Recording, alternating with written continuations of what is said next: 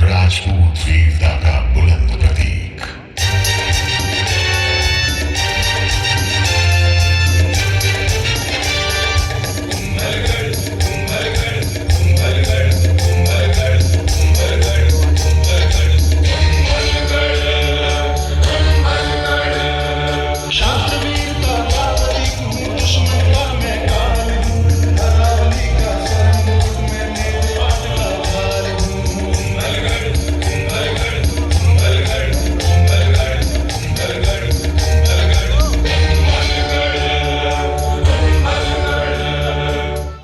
मगर मेरा नाम शुरू से कुंभलगढ़ नहीं था। आज से लगभग 2000 साल पहले इस पहाड़ी पर दो व्यक्ति आए। एक थे सम्राट अशोक के पोते महाराज संपत्ति और दूसरे उनके सेवक धर्मवीर।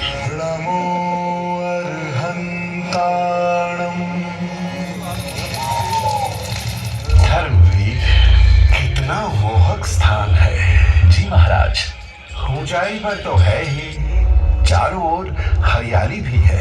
क्यों ना यहाँ एक गढ़ बनवाया जाए? अवश्य महाराज, और आज्ञा हो तो उसका नाम संप्रतिगढ़ रखा जाए। नहीं धर्मवीर, इस गढ़ का यहाँ के वातावरण से संबंध होना चाहिए। हाँ, नीचे तराई में जो गांव है उसका क्या नाम है? मच्छिंद्र महाराज। बस, तो इस गढ़ का नाम होगा मच्छिंद्रगढ़। मच्छिंद्रगढ़, इतने छोटे से गढ़ का इतना लंबा नाम मुझे बनाने वाले खुद चल बसे। मैं यूं ही तन्हा निर्जन खंडहर बन गया। लगा संसार ने मुझसे मुंह फेर लिया हो। मैं भी पीठ मोड़कर एक लंबी नींद सो गया। 1500 वर्ष लंबी और गहरी नींद।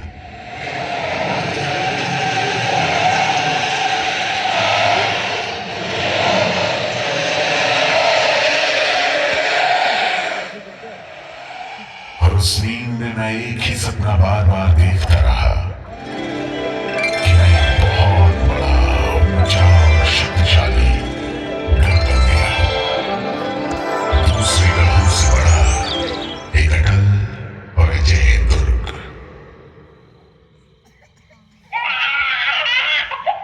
ये किसकी आवाज है? एक रोता हुआ बच्चा। अरे, मैं तो गढ़ था, बाल माटी का कब से बन गया।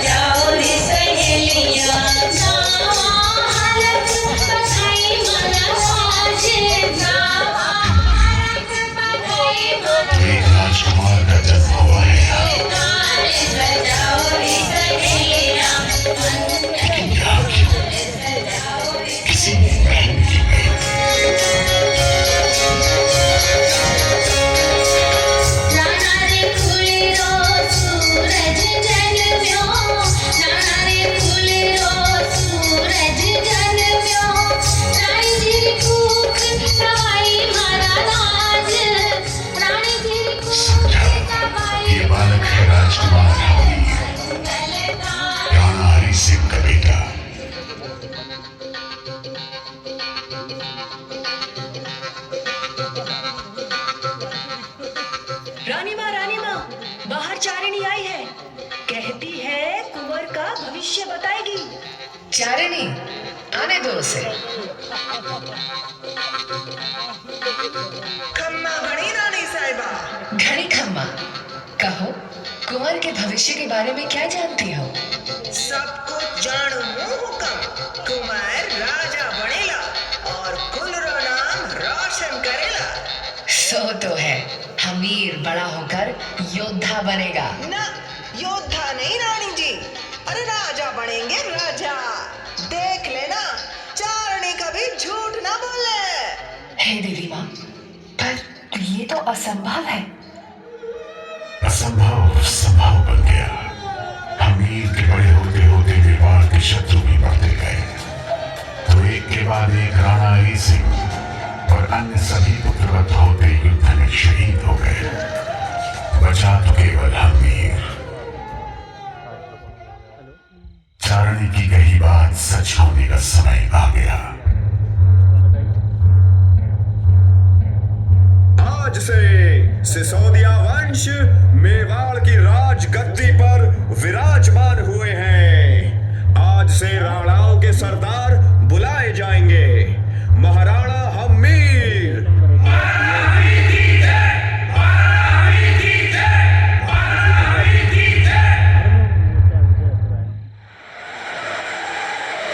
समय बीतता गया।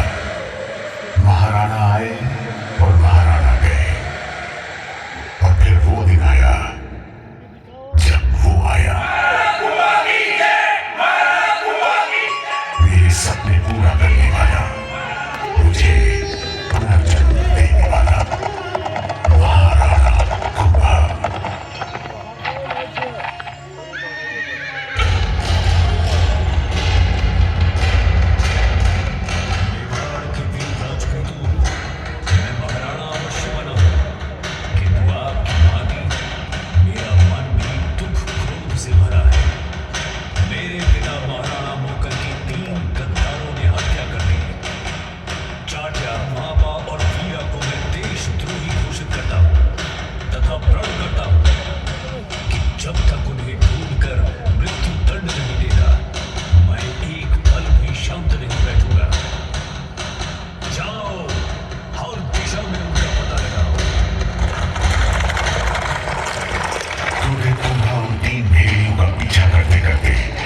कोसला पहाड़ी पर चल रहे थे कि एक खूंखार शेरनी उनके सामने आ गया।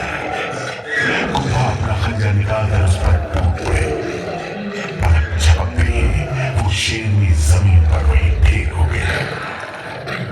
बेचारी शेरनी अगर कुंभा के क्रोध को जानती तो गुफा से ही न निकलती।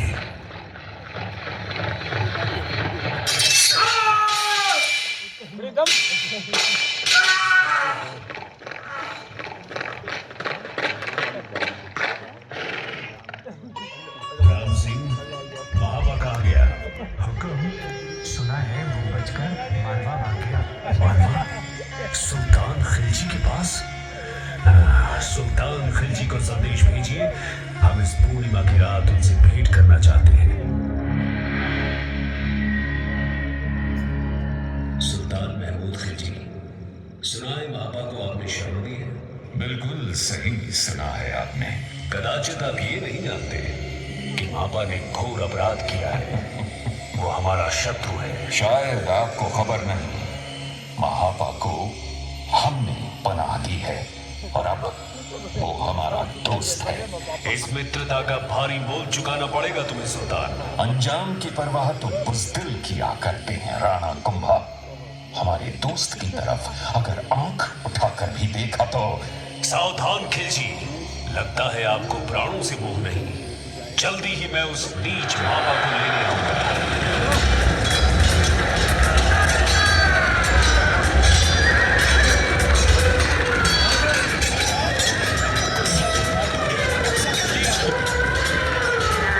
मेरे आका, हम चारों तरफ से घिर चुके हैं। हथियार डालने के अलावा अब कोई और रास्ता नहीं है।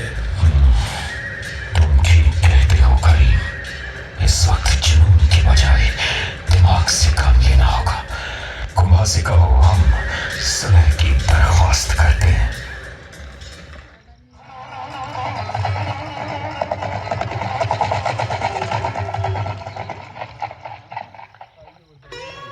सुल्तान खिलजी, मैं इस बार आपको क्षमा करता हूँ और जीते हुए क्षेत्र वापस करता हूँ। बड़ी मेहरबानी हुजूर, मैं आपका शुक्रगुजार हूँ। किंतु याद रहे, ऐसी भूल फिर कभी ना हो। मेरी तौबा मेरे हुजूर, मेरी तौबा। बेअदबी माफ मेरे आका, ऐसी जिल्लत और वो भी एक दुश्मन के हाथों। कुंभा को बहुत गुरूर हो गया है।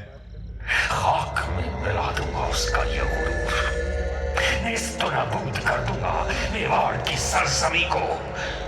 कुंभा, मैं तेरी मौत बनकर आ रहा हूं। लेकिन महाराणा कुंभा ने भी कच्ची गोलियां नहीं खेली थी। उन्हें शक था कि खिलजी बाज आने वाला नहीं है। जब खिलजी ने फिर आक्रमण किया तो कुंभा भी पूरी तरह तैयार थे और दुश्मन ने मुक्ति खाई।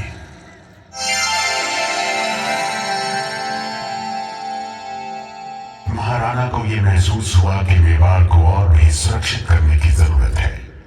उन्होंने तुरंत राज्य के मशहूर वास्तुकार मदन सूत्रधार को बुलाया।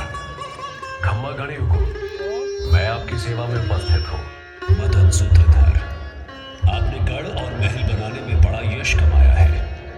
मैं चाहता हूँ मेवाड़ में शीघ्र अतिशीघ्र 52 नए गढ़ बनाए जाएं और 32 गढ़ जो हैं उन्हें और समर्थ बनाया जाए। हुकुम महाराणा साहब। विशेष रूप से यहाँ इस मछेंद्र गढ़ को एक ऐसा गढ़ बनाइए जो इतना विशाल और अभेद्य हो कि उसको कोई जीत न सके, जो सदा एक अजेय दुर्ग कहलाए। अवश्य बनेगा हुकुम, बस एक विनती है, उसका नाम कुंभलगढ़ रखा जाए।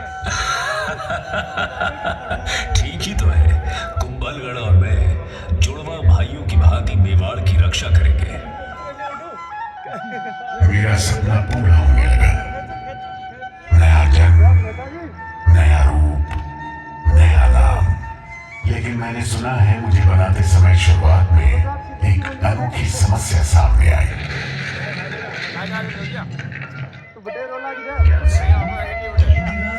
फिर से गिरे?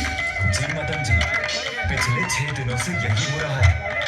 रात को यहाँ कोई आता भी नहीं, फिर भी कोई बता रहा था इस पर्वत पर एक देवी का प्रकोप है।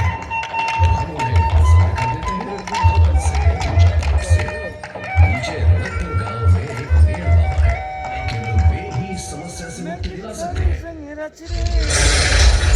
मुक्ति का एक ही उपाय है, नरबली।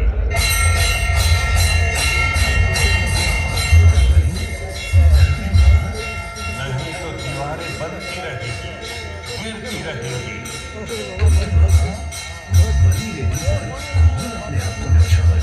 ऐसा व्यक्ति तुम्हारे सम्मुख बैठा है। ये जीवन की एक माया है और ये शरीर मेरा वस्त्र, और मैं इस वस्त्र को उतार फेंकने के लिए सबसे उत्सुक हूं। मेरा आदेश पूर्वक सुनो और वही करो जो मैं कहता हूं। कल सवेरे सूर्य उदय होने से पहले यही होगा गढ़ का प्रमुख प्रवेश द्वार। मैं फिर चलूंगा। जहां दूसरी बार रुकूं, वहां तुरंत मेरा सर तलवार से उड़ा देना। जहां मेरा शीश गिरे, वहीं देवी का मंदिर बनेगा और मेरा शेष शरीर फिर भी चलता रहेगा तथा पूरे गढ़ की सीमा निर्धारित करेगा। मीर बाबा ने अपने प्राण की आहुति देकर मुझे नया जीवन दिया। यह अवश्य हुआ होगा, क्योंकि आज भी मेरे एक एक पत्थर में, हर कुंड में और कोट में, ऊंचे महल और गहरी बावली में उस देवी मां की शक्ति की अनुभूति है।